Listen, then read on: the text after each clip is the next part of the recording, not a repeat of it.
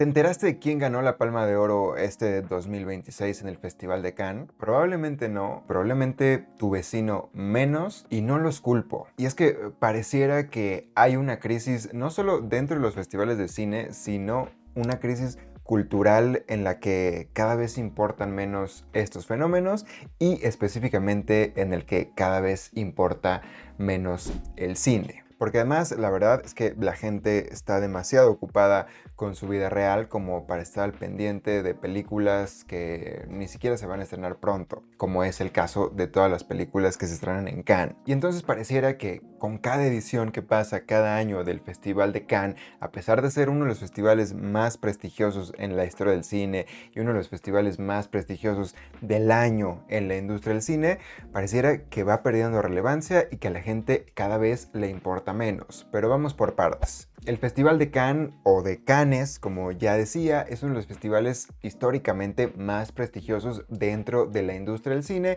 que se lleva a cabo más o menos a principios de mayo, y es el festival con el que inicia el recorrido de festivales durante todo el año y con el que inicia el recorrido de películas que vamos a estar hablando de ellas en noviembre, diciembre, enero, y que van a ser premiadas en esa temporada de premios, ¿no? Finales de año, en este caso 2026-2027. Y así ha funcionado durante muchos años. Ahí han nacido carreras de directores muy importantes. Ahí, por ejemplo, se consolidó Amores Perros, y así un sinfín de ejemplos durante toda la historia del cine, pero cada vez pareciera que hay menos importancia dentro de estos premios, cada vez pareciera que hay menos nombres importantes, cada vez pareciera que no hay una relevancia cultural dentro de estas películas. Hay muchas películas que se han presentado en Cannes que terminan ganando el Oscar, la Palma de Oro, que es el máximo premio del festival, y después,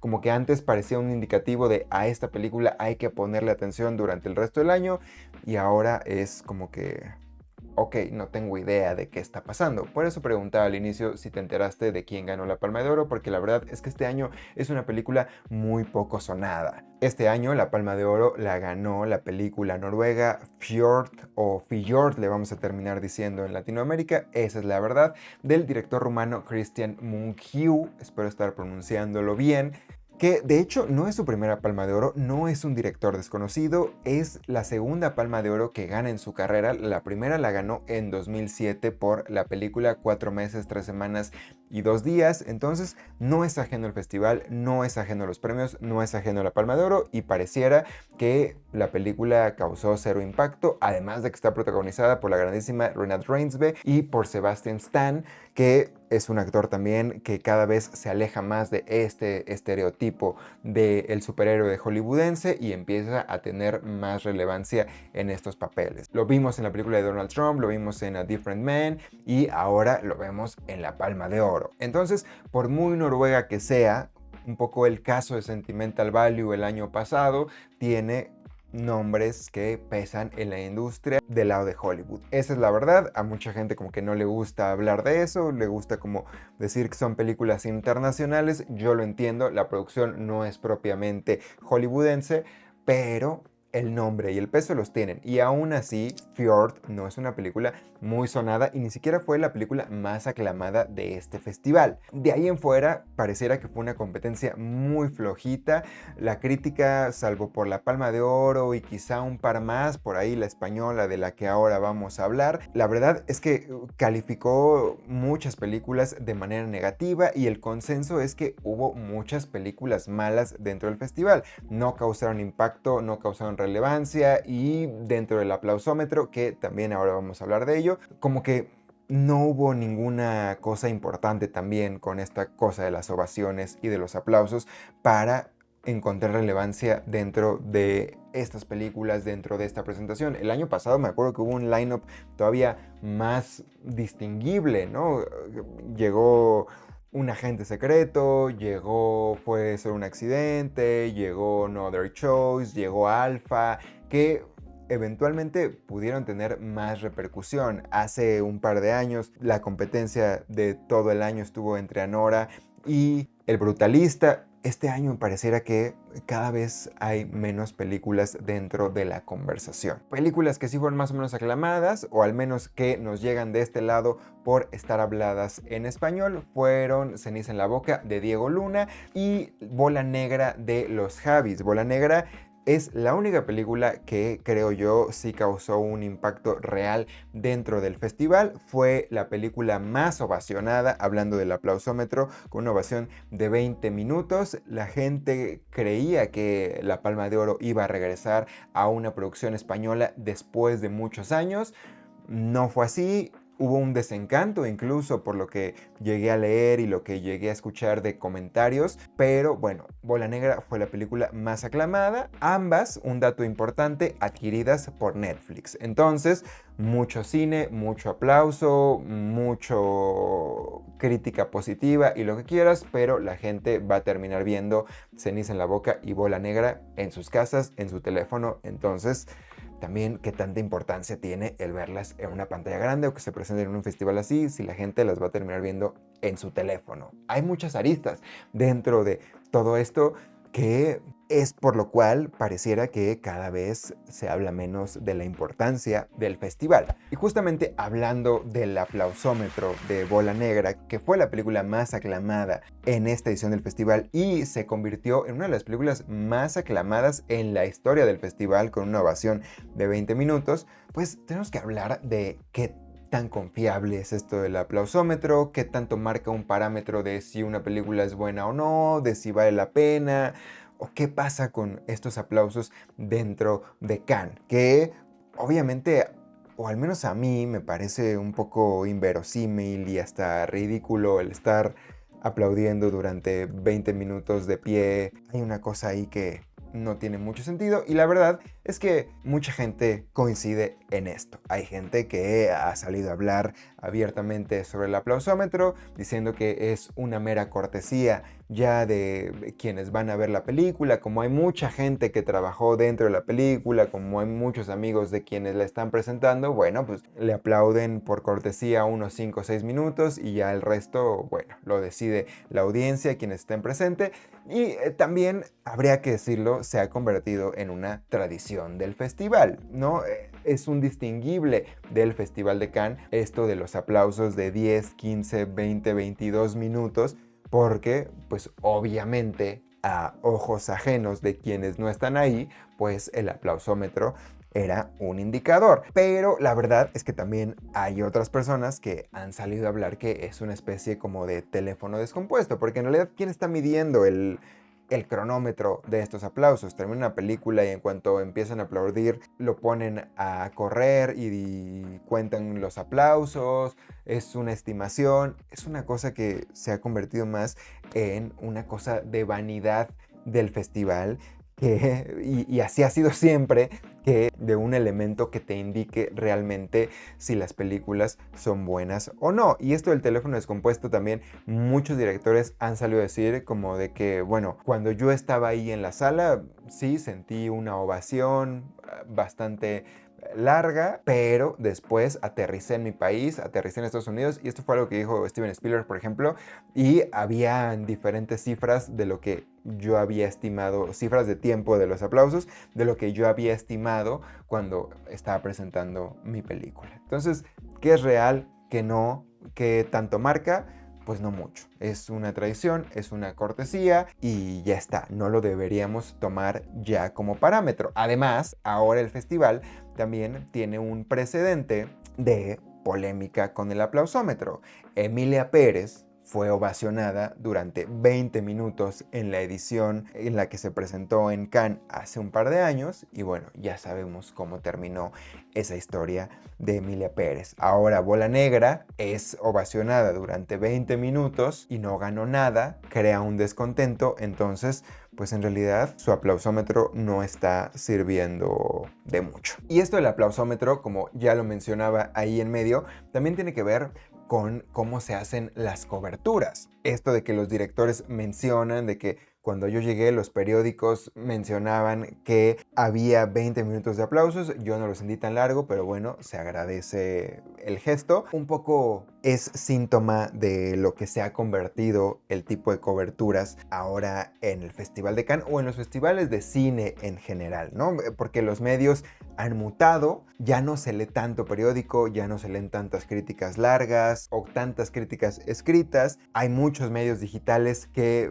tienen que alternar entre mi nota web, entre el periódico, ya te digo no tanto, y entre hacer un montón de videos y de reels para justificar el presupuesto que me asignaron para venir a cubrir Cannes. Y entonces las coberturas ya no son las mismas. Se ha convertido en una especie de evento social más que de evento cinematográfico. ¿A qué me refiero con esto? El contenido que se genera sobre los festivales de cine no se trata sobre las películas, se trata sobre estar ahí, sobre la aventura de conseguir un boleto, sobre a qué famoso te encontraste, sobre a qué famoso entrevistaste. Ni siquiera es la entrevista per se, es sobre lo que tuve que pasar para poder entrevistar a X persona dentro del Festival de Cannes. Un poco el detrás de el humanizar a los periodistas, si los queremos seguir llamando así, a los críticos capaz que no tanto, pero sí, obviamente, a los creadores de contenido e influencers que son ahora los que están cubriendo los festivales, específicamente el Festival de Cannes. Y la verdad es que las películas pasan a segundo plano. Y yo sé que también esto es un síntoma de las audiencias, de qué es lo que quieren ver, de qué es lo que premia el internet. Obviamente se premia más un video súper editado con esta cosa del storytelling y de la narración y de lo que yo te tengo que contar, más que el puro retrato de un famoso dando una declaración de lo que sea, ¿no? Yo lo entiendo. Por eso digo que los medios han mutado, los hábitos de consumo han mutado también, las audiencias quieren ver otras cosas y lo entiendo perfecto. No es una crítica, no estoy diciendo que sea algo mal que hagan este tipo de coberturas, solo digo que es el tipo de contenido que ahora vemos sobre los festivales. Y entonces nos enteramos de que mi influencer favorito está cubriendo Cannes, pero de las películas muy poco. Y además también pasa esto de que yo entiendo que son películas, como ya decía al inicio del video, que apenas arrancan su recorrido para poder llegar a más festivales, a más gente, para poder ser vendidas o distribuidas por X o Y compañía a nivel global. Entonces van a tardar meses en llegar, van a tardar meses en estrenarse, o capaz algunas de ellas nunca se estrenan. Por ejemplo, ahora tenemos la fortuna de que Netflix, Movie son plataformas digitales que si adquieren películas, tú tienes la certeza de que algún día las vas a ver, ya sea en cine o sea en tu teléfono, pero en algún momento de la vida las vas a ver, ¿no? Por ejemplo, hace poco se anunció que esta de Diego Luna va a llegar en 2027. Estamos a mediados de 2026, entonces todavía falta un rato para que la podamos ver, ¿no? Y en la era de la inmediatez, yo entiendo que esto no tiene ningún valor, no tiene ningún sentido hacer a la gente esperar, no tiene ningún sentido que yo saque una crítica de una película que se va a estrenar dentro de medio año, dentro de 8 meses, dentro de un año o hasta dentro de año y medio, ¿no? Por ejemplo, yo hoy que estoy grabando este video, voy a ir a ver de nuevo una película que precisamente vi en un festival hace medio año y que se va a estrenar esta semana, y que hace medio año tuve esa discusión conmigo mismo de ¿para qué sirve que yo saque algo de ella ahora si no estoy seguro de cuándo va a llegar o de si va a llegar? Y bueno, afortunadamente medio año después se va a estrenar en cines, pero eso es lo que pasa. También hace poco me enteré, en la mañana estaba viendo la cartelera y vi que hay una película que yo vi en Sundance CDMX el año pasado, que se llama Twinless, que se va a estrenar, creo, en ahora mediados de junio, un año después de que yo la vi en mi país, en una sala de cine, y un año y medio después de que se presentara por primera vez en un festival. Entonces, más o menos esos son los tiempos de recorrido por los que tiene que pasar una película. E insisto en que en la era de la inmediatez, la gente quiere ver si la película está buena o no hoy, no hoy para verla dentro de medio año, un año o año y medio. Entonces yo entiendo también por qué ha cambiado esta dinámica de consumo, y para qué me voy a leer una crítica de 1500 palabras o una crónica sobre el festival si es algo ni que estoy viviendo ni que voy a ver pronto. Y entonces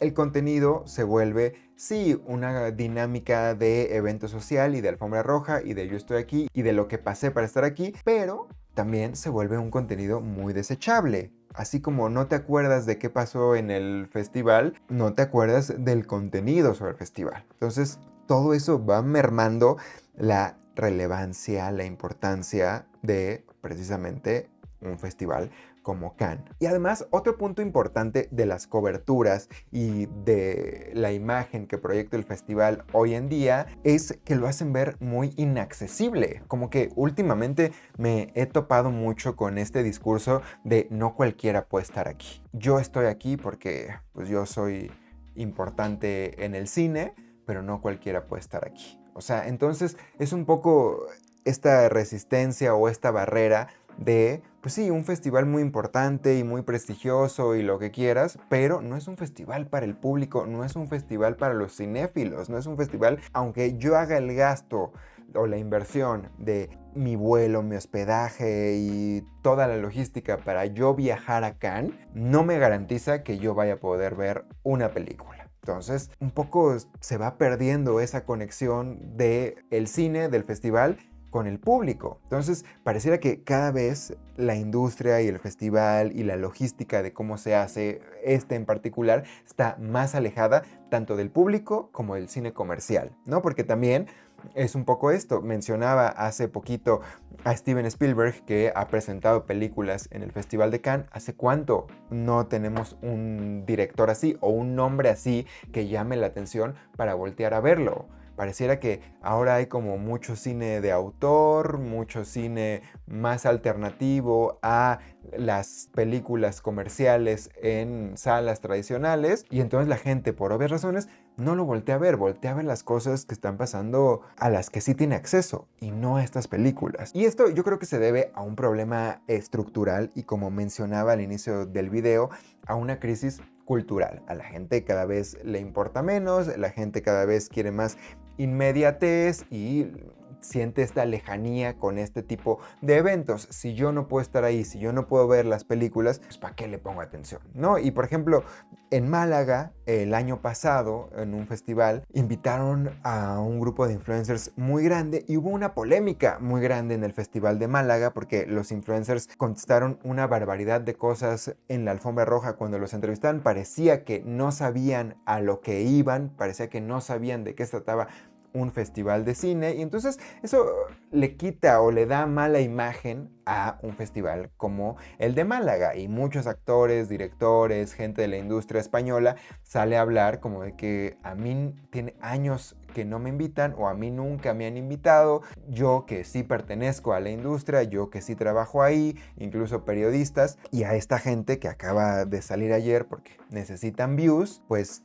la invitan pero no tienen ni idea de lo que están haciendo en un festival. Y ese es un poco el retrato, ¿no? O el síntoma de lo que pasa en los festivales. Quieren gente que atraiga el foco, que dé de qué hablar, que atraiga marcas, porque los influencers atraen muchas marcas, que den una oportunidad económica para seguir sosteniéndose, para seguir atrayendo público, porque también tienen una base de fans o de seguidores muy grande, pero de pronto como que no sale bien, les da mala imagen y la nota no termina siendo el festival, no terminan siendo las películas. Yo a la fecha no tengo idea de qué películas se presentaron en el Festival de Málaga, pero tengo muy presente que hubo esta polémica de los influencers. Y así en muchas cosas. Hace poco hablábamos también en el podcast, por ejemplo, del evento de El Diablo Viste a la Moda, en que la nota fue a quién invitaron, por qué lo invitaron, se hablaba de moda, de cine o no, o qué, por qué estaba ahí y por qué yo no. Y la película, ni idea, segundo plano. Y entonces así pasa en los festivales también. ¿Quién está ahí? ¿Por qué está ahí? ¿A qué fue? Y las películas, yo no tengo idea. Y entonces todo esto, ¿a qué nos lleva? ¿Para qué sirven los festivales? ¿O a quién le siguen importando si están dentro de una crisis? ¿Si generan polémica? ¿Si las películas ya no le importan a nadie? Bueno, pues la verdad es que esto depende de a quién le preguntes. Si tú le preguntas a alguien que se dedica a la distribución de cine, que trabaja en una distribuidora, llámese Netflix, llámese Movie, llámese Neon, llámese Warner, llámese que Warner o Universal o Sony o estas no tanto, no son distribuidoras de festival, pero las doy como ejemplo. Son distribuidoras que van los agentes comerciales a adquirir películas al festival y asegurar precisamente que en algún momento lleguen a salas de cine y que no queden relegadas u olvidadas. Entonces es un gran mercado mundial de películas para asegurar otra vez que en algún momento lleguen, para comprar derechos, para financiar proyectos. Hay películas que de pronto están en un festival que nadie se entera, que ya están hechas, pero que se quedaron ya sin presupuesto para marketing, para distribución, para todo lo demás que implica un estreno. Y bueno, ahí va un agente y dice, ah, mira, esta me interesa, la compra y le hace todo ese trabajo posterior de marketing, ¿no? También en los festivales, quieras que no, esto es debatible para mucha gente, pero se siguen descubriendo directores. También es una oportunidad de descubrir nuevas caras. Por ejemplo, en el Festival de Cine de Morelia que ocurre en México, que en algún momento le daremos espacio a ese en particular, en los últimos años como que se da oportunidad de óperas primas, de directores que hacen su primer película. Para eso funciona. Entonces son como esos primeros pasos para construir carreras, para darse a conocer, para adquirir películas, para saber qué es lo que viene, ¿no? Netflix este año, como ya decía al inicio, adquirió 2 películas en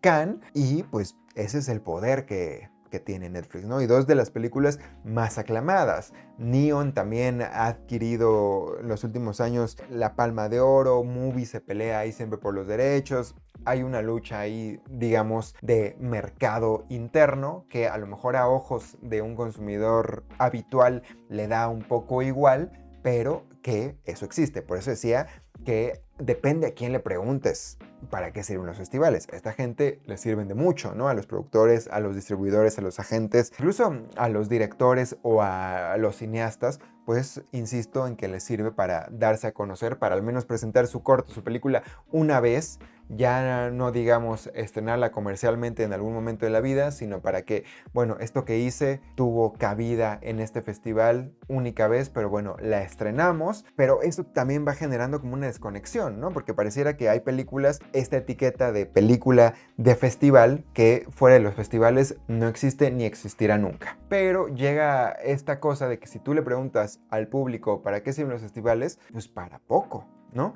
Alguien que no trabaja en la industria, que no se dedica al cine, que no es un hardcore cinephile de que está viendo y siguiendo y cazando todo, aunque no se dedique a esto, pues no le sirve de mucho. Antes, los festivales, insisto, cuando tenía esta cosa de que no está tan peleada con el cine comercial, bueno, servía como una pauta de, ah, ahí viene la nueva película de Steven Spielberg, ahí viene la nueva película de Tarantino, ahí viene la nueva película de X o Y, ahora viene la nueva película de este director rumano que no me acuerdo cómo se pronuncia su nombre. Bueno, pues gracias, pero me voy a ver Mandalorian, ¿sabes? O sea, ese es el gran problema. O sea, los festivales están pensados para ser esta antesala de las películas para el mundo. Ahora pareciera que lo que pasa aquí se queda aquí y el otro cine está muy alejado de lo que yo proyecto, de lo que yo vendo, de lo que yo quiero proyectar como imagen, y se está volviendo un mundo mucho más elitista en cuestión tanto de accesibilidad como de elitismo artístico. Entonces es por eso que pareciera que un festival tan importante como Cannes ya no genera ruido o ya no le importa a nadie. Y no porque haya películas malas, sino porque hay películas que no le van a llegar a la gente común. Ese es el problema. Todos estos intermediarios que antes sí tenían un peso dentro de la industria, los periodistas, los críticos, incluso ahora pues los influencers, ya no tienen ese peso que antes sí tenían, como de, ah, esta película es la que viene. Pues sí, ok, pero hablemos de ella en un año y medio, y en año y medio ya estamos hablando de las que se van a estrenar en año y medio, ¿sabes? O sea, es como un ciclo también un poco tropezado en el que no han encontrado un equilibrio para que se puedan vender, distribuir y consumir de una manera, eso, equilibrada. Y entonces vende más la polémica, vende más el yo estoy aquí porque yo estoy aquí, todo lo que pasé para estar aquí, que la Palma de Oro. ¿no? Y entonces, ¿qué va a pasar con los festivales si a nadie le importan, si ya no tienen la relevancia que tenían antes? Bueno, también esto, al igual que la pregunta pasada, tiene que ver con a quién le preguntes. Yo no creo que los festivales vayan a desaparecer, evidentemente, son una ventana muy grande, otra vez es un mercado muy grande para la industria del cine, tienen clientes muy importantes, hay gente muy importante con mucho dinero que asiste a los festivales, pero quizás se conviertan en esto, en un mercado más que en una cosa de accesibilidad al público. Hay pocos festivales en el mundo que son accesibles, a los que la gente puede ir nada más porque sí, a los que puede comprar un boleto y asegurar un lugar para una película que no ha visto, para una película que falta medio año para que se estrene. Hay pocos festivales así y de ahí para abajo. Entonces habría que cuidar como esta imagen, habría que cuidar como esta conexión de los festivales con el público, no pretender que seguimos siendo amigables con todos y miren, estas películas son las que vamos a estar hablando en 8 meses, un año, sino pues definir una identidad o hacer las paces con el cine comercial y volver a proyectarlo ahí y volver a encontrar esta conexión con la gente y apresurar a lo mejor un poco también las fechas de estreno. Si se proyecta una película en Cannes en mayo, estrenarla en julio, ¿no? Algo por ahí para, ok, bueno, esta película se proyectó hace poquito, le fue bien, la voy a ir a ver, pero si no, empieza a haber esta desconexión muy grande en la que pareciera que a nadie le importa, ¿no? Porque no se puede ser las dos cosas a la vez. Un mercado en el que, bueno, solo me importa que vengan los agentes de las distribuidoras y los demás no, pero quiero dar la imagen de que sigo siendo súper importante, no se puede. Hay que hacer las paces con el público, con lo que quieres vender, con lo que quieres proyectar. Y sí, seguir atrayendo a las distribuidoras que tienen el dinero, que tienen el peso para comprar las películas, pero insisto en que se tiene que reconectar con el público porque definitivamente ya no son lo que eran antes. Y creo que también en este sentido, del lado del público, habría que hacer las paces con esa parte de los festivales, de cómo son, de cómo están mutando, de cómo están convirtiendo y ser un poco más conscientes, esto sí, de qué consumimos, de a quién seguimos y de por qué seguimos lo que seguimos, por qué vemos lo que vemos y si ese contenido desechable de todo lo que pasé para estar en la alfombra roja de Cannes nos sirve de algo, o es mero entretenimiento desechable, o si le vamos a poner un poco más de atención a el cine dentro del festival, que es lo que importa. También siento que un poco del lado del consumidor podemos ser más conscientes de ello. Así que bueno, yo creo que hay un trabajo de ambas partes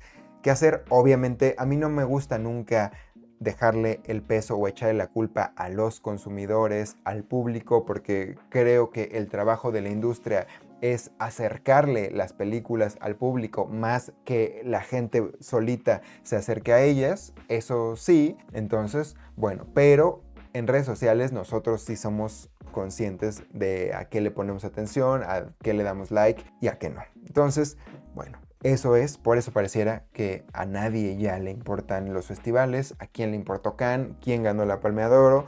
Bueno, pues esas son las respuestas a toda esta incertidumbre en el mundo del cine que no sabemos qué va a ocurrir próximamente.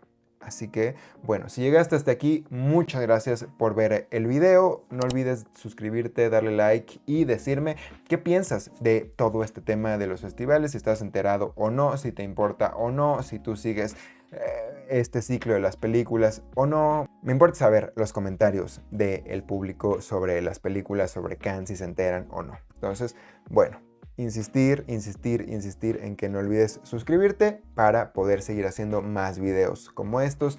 Dime si te gustan, si son de tu agrado o no y nos vemos la próxima. Chau, chau.